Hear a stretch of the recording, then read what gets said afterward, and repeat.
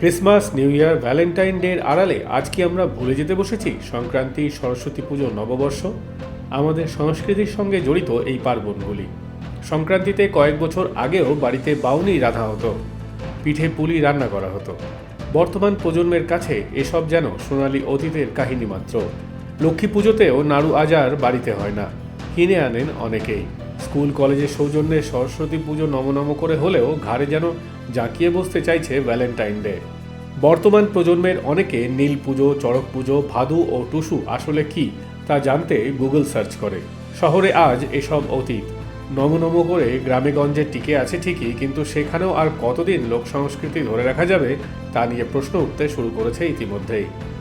একসময় লোকজ সংস্কৃতিতে গ্রাম বাংলা ভরপুর ছিল। জারি সারি, ভাটিয়ালি, পালাগান, পাঁচ ফকিরের গান, যাত্রাপালা, পুতুল নাচ সহ অসংখ্য আয়োজন হতো গ্রাম বাংলায়। শীত এলে মনে হতো গ্রাম বাংলা যেন উৎসবে পরিণত হয়েছে। প্রত্যেক দিন কোনো না কোনো অঞ্চলে বসতো এসবের আসর, কিন্তু আজ সেসব হারিয়ে যেতে বসেছে।